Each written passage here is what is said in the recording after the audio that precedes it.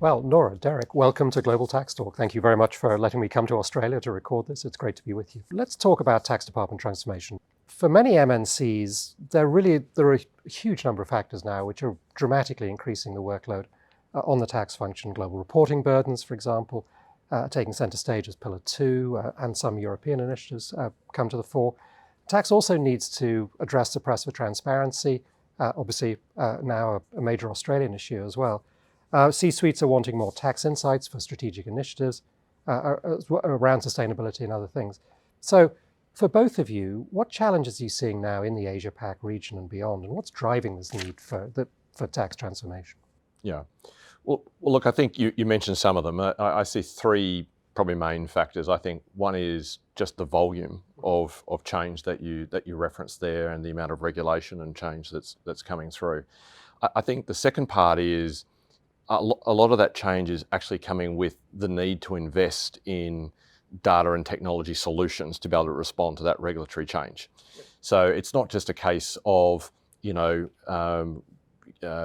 putting more people on it and trying to solve it. A lot of these things, if you take Pillar 2, if you take e-invoicing, other real-time kind of reporting measures, the only way that we can respond to a number of those is through investment in technology and data.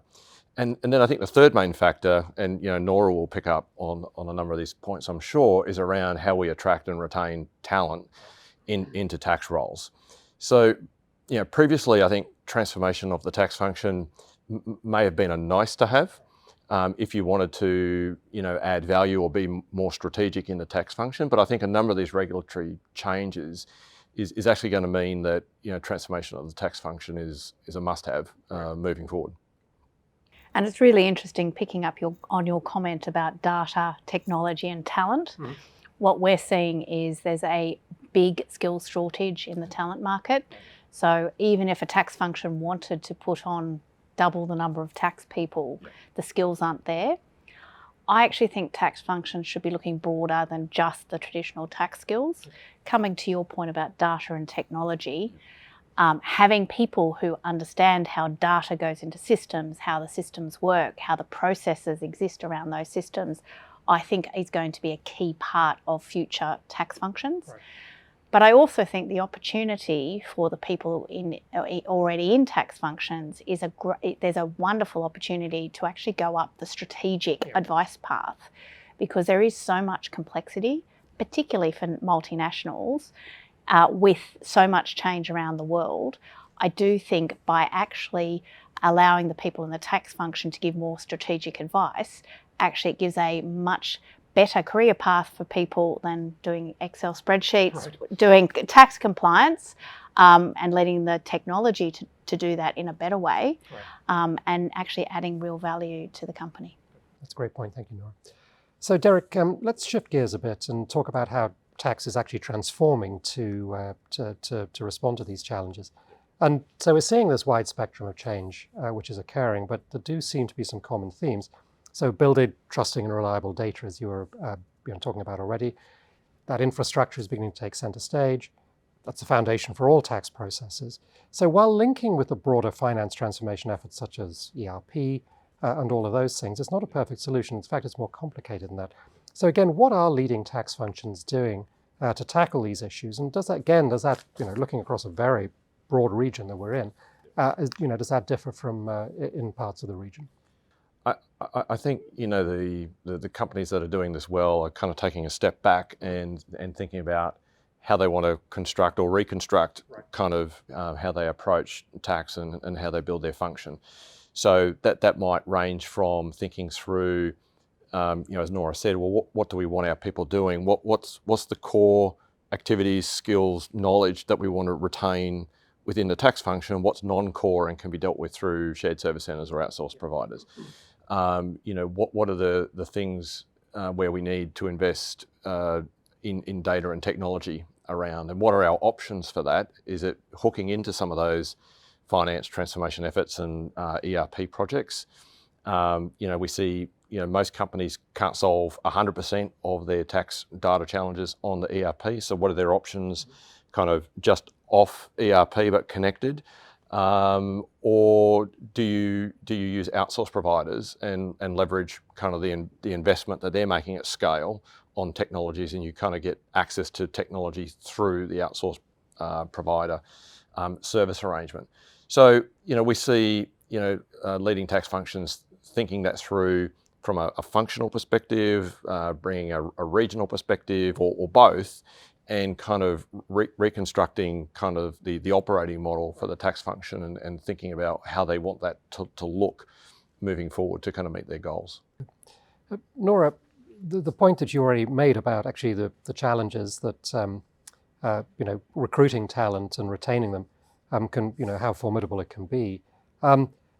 As companies can't hire their way out of it, there is, again, there's this classic issue of doing more with less, or at least, more with the same. And again, how are companies approaching this, and what can they do to sort of deal with it?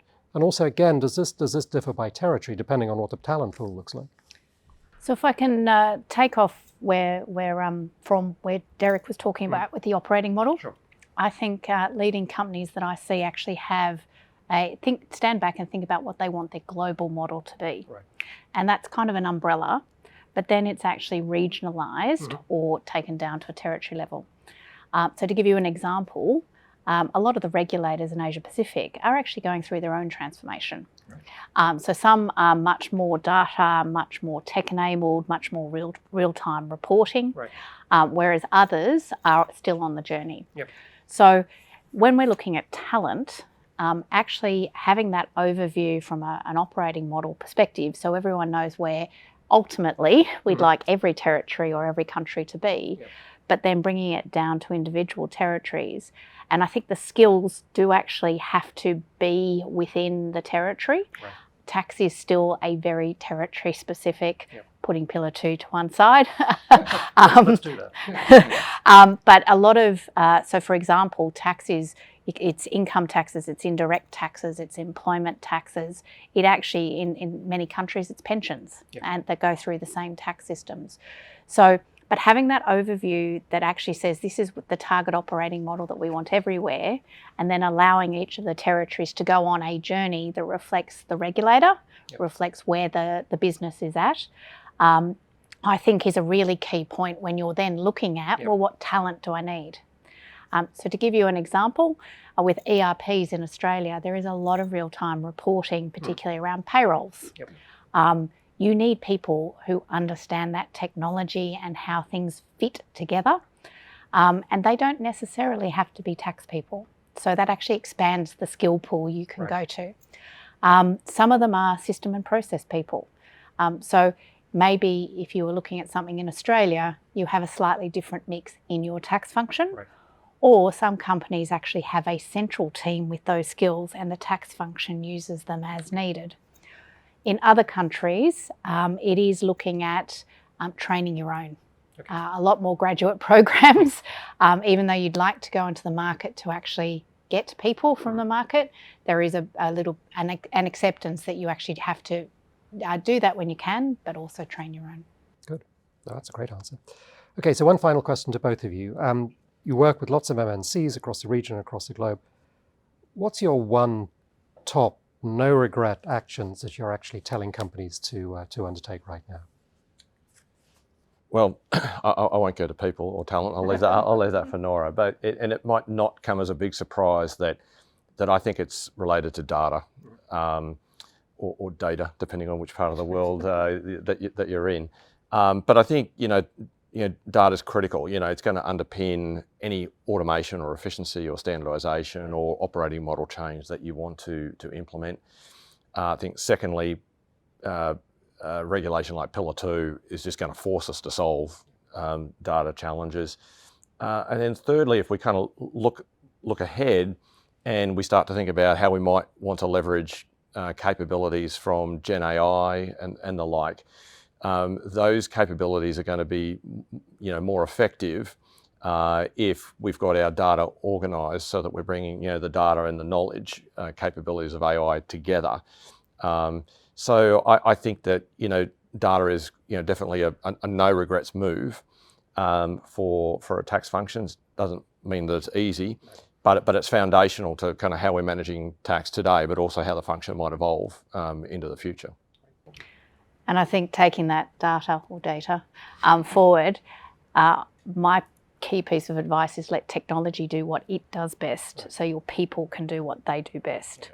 And having that as an underpinning approach means that it allows people to challenge, well, I'm not doing this on an Excel spreadsheet because I should be able to set up the ERP to do that. I'm not doing this as a tax return preparation because I should be able to get that in an offshore service centre.